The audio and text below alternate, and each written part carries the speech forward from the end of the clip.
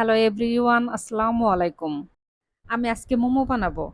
আমি আজকে যেভাবে মোমো বানাবো, এভাবে যদি বাসায় একদিন তৈরি করে খান, তাহলে দেখবেন যে বাহিরে যেয়ে সেটা আর মোমো খেতে হবে না। তো দেখবেন যে বাহিরের থেকে আপনার বাসায় মোমোটা বেশি টেস্ট হবে। মোমো বানানোর জন্য ১ম এ আমি কড়াইয়ের মধ্যে গরম পানি বসিয়েছি। পানির মধ্যে আমি সামান্য একটু লবণ আর সয়াবিন তেল দিয়ে পানি খুব ভালো করে ফুটিয়ে নিয়েছি।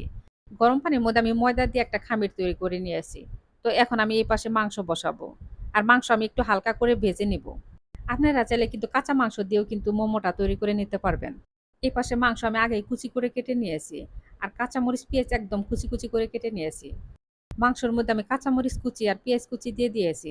আর দিয়ে দিয়েছি সামান্য একটু আদা বাটা, আর দিয়ে দিয়েছি সামান্য একটু রসুন বাটা, আর দিয়ে দিয়েছি সামান্য একটু সয়া সস, আর দিয়ে দিয়েছি স্বাদ মতো লবণ, আর সামান্য একটু শুকনা মরিচের গুঁড়া, আর দিয়ে দিয়েছি সামান্য একটু সয়াবিন তেল।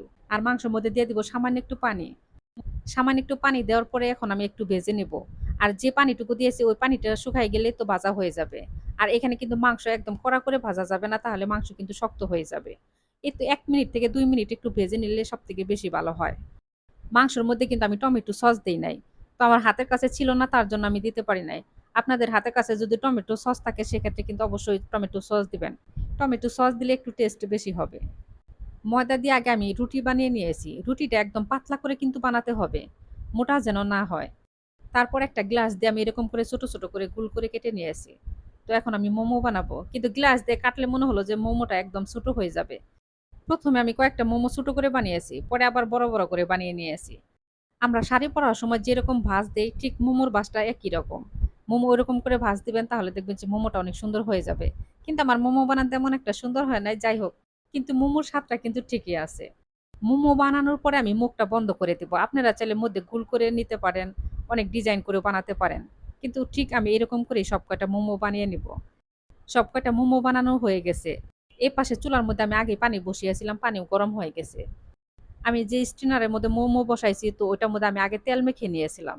একটু তেল মেখে দিলে দেখবেন যে মোমোগুলা খুব ভালোভাবে উঠে যাবে। মোমো ওই পাশে চুলার মধ্যে হতে থাক, এই পাশে আমি মোমোর জন্য সস বানিয়ে নিব। সস বানানোর জন্য প্যানের মধ্যে আমি সয়াবিন তেল দিয়ে দিয়েছি। তেলের মধ্যে দিয়ে দিয়েছি রসুন কুচি, আর দিয়ে দিয়েছি তিল। আর তেলের মধ্যে দিয়ে দিতে হবে টমেটো সস, আর দিয়ে দিতে হবে সয়া সস। একটা স্টিলের বাটির মধ্যে আমি দিয়ে দিয়েছি চিলি ফ্লেক্স, আর দিয়ে দিয়েছি সামান্য একটু লবণ। রসুন আর তিল যে আমি তেলের মধ্যে ভেজে নিলাম, গরম তেল এখন আমি শুকনা মরিচের মধ্যে দিয়ে দিব। গরম তেল অবশ্যই কিন্তু স্টিলের বাটির মধ্যে ঢালবেন। যদি কাঁচের বাটির মধ্যে ঢালেন, তাহলে দেখবেন যে কাঁচের বাটিটা ফেটে যেতে পারে। আবার মেলামাইনের মধ্যে ঢাললে দেখবেন যে মেলামাইন গলে যেতে পারে।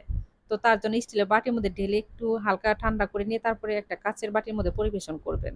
১৫ মিনিট পর আমি ঢাকনা উঠিয়ে নিয়েছি, দেখেন মোমো কিন্তু হয়ে গেছে। সবাই ভালো থাকবেন। আল্লাহ হাফেজ।